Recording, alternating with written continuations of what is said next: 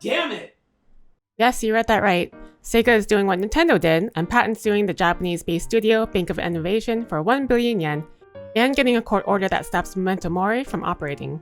There's an extra level of stupid added to this because 1, Bank of Innovation is a small company and it'll basically cripple them, and 2, the game they're claiming Memento Mori infringed on is a game that isn't even available anymore. Anyway, while Booster is crying, welcome to Necronews, the show where we cover the hottest gaming news from the last week. This week we'll be covering more of the Pokemon leaks, how bad Black Ops 6 will be, the Killer 7 update scandal, and more. Before we begin though, I'd like to invite everyone to our Discord, where you can submit stories for us to cover on Necronews, recommend games for the Bear the Live Bangers, and just hang out with us. So make sure you subscribe to the channel, leave a like, and hit the bell notification to keep up to date.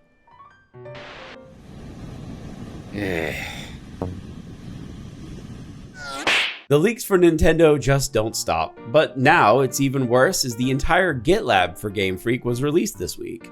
And for those of you who don't know what a GitLab is, you can think of it as their development hub, a place where all of the code for every single project they've ever worked on is located. This includes source codes for games like Sword and Shield, neat little bits like this abandoned low HP music, which we're not going to play because, YouTube, and more information on the originally speculated Pokemon MMO, Project Synapse, which was going to be called Pokemon Rodeo. While writing up this episode, I had a really annoying epiphany. What is that? Well, first, before we say anything, let's go over the details of Project Synapse, or I guess it's called Pokemon Rodeo, whatever. In the game, which was going to be a mobile and Switch game, so probably crap anyway, you'd ride Pokemon, like any Pokemon, like a Garchomp, but you're sitting on its head.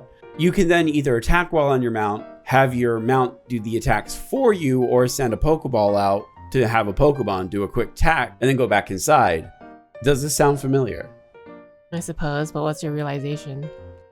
This game has been in development since 2019 and scrapped, but it is likely what Nintendo is using to sue Palworld. They may have pulled this game out of being scrapped specifically so that they could sue Palworld. It's the only thing that makes sense. That doesn't sound entirely far-fetched. But anyway, we won't be leaking the GitLab because, legal stuff. But it is out there and pretty easy to find. That said, community member PokePower noticed that with the reveal of all these source codes, we may very well be seeing unofficial ports of Pokemon games for the PC. So that's cool, I guess. Breaking news! Call of Duty is a terrible always online cash grab and full of microtransactions, and there's no heart in the game whatsoever. So with it being an always online game, the single player campaign for Bloop 6 also requires a connection, which means you can't be surprised when your game gets disconnected from the campaign in the middle of you playing. Also, the game has microtransactions for literally everything in the game, including spatial audio for $20. That's not technically true, Booster. You see, 3D sound or immersive audio will be available to all players under what is called HRTF, which is basically like if I were behind you, you'd be able to hear me behind you and stuff like that, What the $20 microtransaction is actually for is so that you can fine-tune the audio to match your ear shape to hear audio better, which is okay. Babe, this is literally the stupidest thing I've ever heard of, and wholly unnecessary. Yes. Though apparently it does actually work, especially if you have tiny ears. So there's that, I guess. Anyway, if you're silly enough to buy Black Ops 6 and you're interested in this feature, they're doing a 30-day free trial so you can see if the audio sounds good for you at all. Last week, the United States Copyright Office denied the creation of an exemption for the DMCA for libraries and collectors to emulate physical games in their collection to be played remotely. If that sounds like a no-duh moment, consider the following. Film schools all over the world use remote access for the use of film study and research purposes. Game preservationists were looking for similar exemptions and even proposed safeguards alongside their request. But, as we said, they were denied as the Register of the Copyright Office sided with the ESA, which is the US game industry's lobbying association, which means they were bribed. To quote, while proponents are... Allegedly. Yeah, okay, right, allegedly. Anyway, to quote, while proponents are correct that some older games will not have a reissue market, they concede there is a healthy market for other reissued games, and that the industry has been making greater concerted efforts to reissue games. That sounds like bullshit. Scalpers suck, and we all know this. But one Japanese convention gaming marketplace thing, called Gaming Bazaar, has taken a stance against scalpers in one of the most based ways possible by challenging them to either a duel in Quake or getting doxxed. To give a little more clarification, the Gaming Bazaar organizers issued a statement on Zitter saying, if we determine that you have come to the event with the aim of reselling, you must choose between either playing Quake's duel mode against the organizers until you win, or having your face and personal information printed on t-shirts and sold as official goods at the next event. This is not a joke. We will actually do this. Please don't assume that we are decent human beings. And honestly, that last line is what made me even want to write up this story, because it's just such a badass thing to say when dealing with these less than pleasant people. To give even more context, if people are thinking they could just go to Gaming Bazaar, buy some merch, and then turn around and do a quick 1v1 against the organizers in Quake, you may want to rethink that, because the organizers who will be taking up the challenge is none other than the former Quake Pro player, Tahara. The chances are, you're not gonna go anywhere. So just don't scalp. We tried really hard not to talk about Nintendo or Ubisoft this week, and we failed. So let's talk about Ubisoft. First, Ubisoft announced that Beyond Good and Evil 2 is still happening, like they've said 30 times, at least according to PC Gamer. The day it comes out will be the day I played the first one, so basically never. Seeing as how it's been like 20 years. Anyone who's played Prince of Persia: The Lost Crown knows that it's one of the best Metroidvania games in recent memory. Metroidvania, you say? And this is partially due to Ubisoft's own fault because they were focusing on selling subscriptions over selling actual games. At least that's what Larian Studios' publishing director, Michael Dowse, stated on Twitter. If it had been released on Steam, not only would it have been a market success, but there would likely be a sequel because the team is so strong. It's such a broken strategy. He then went on to say that if the statement gamers should get used to not owning their games is true because of a specific release strategy like subs over sales, then the statement developers must get used to not having jobs if they make a critically acclaimed game is also true. And that just isn't sensible, even from a business perspective.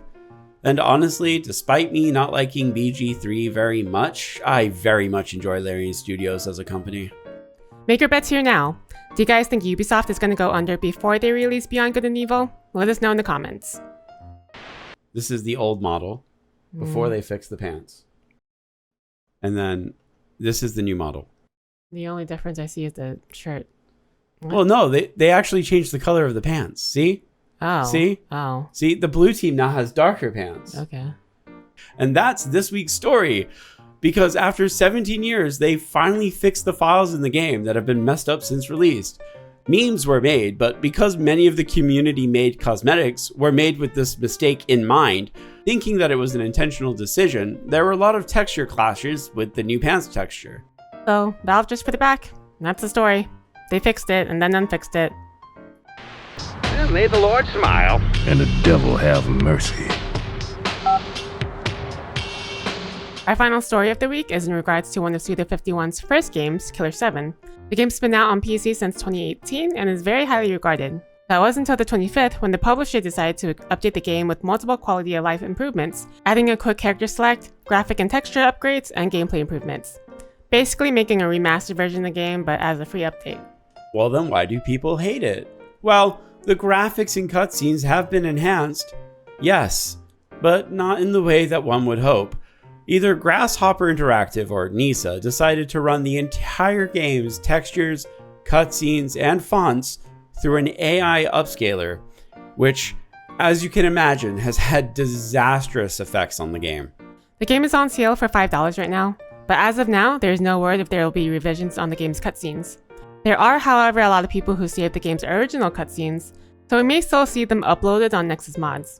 Really though, the quality of life improvements are very welcome, but overall the textures just kind of ruin the game, which is a shame because I really liked that game. This week's Buried Alive Banger, a segment where we cover a game our community doesn't think is had enough attention, is one of my favorites, M.A.S.S Builder. If you like building your own mechs and weapons, action RPGs, multiplayer, and just robots in general, give M.A.S.S a shot. The game is in early access but is still being actively developed and has a full working campaign, multiplayer, and a robust customization system.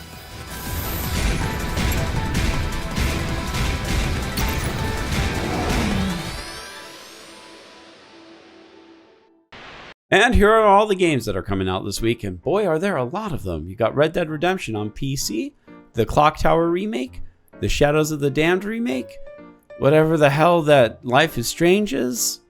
And here's our schedule for next week.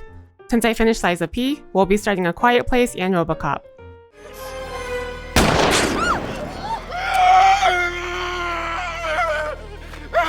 And that's it for this week's Necronews. If you like what we do here and want to stay up to date, subscribe to the channel. A lot of you seem to miss the emoji from the last video, so I guess we can do another one this week. What should we make a booster? Let's do the jeans emoji for the pants. Yeah, that's good. Anyway, a very special thank you to our channel members. If you want to be like these very special Zombros, then become a channel member, where you can see videos about Ellie talking about gay followings and me pretending that I have autism. Pretending? You're a bitch. Anyway, that's all we have for this week, so until next time, Goodbye. Goodbye.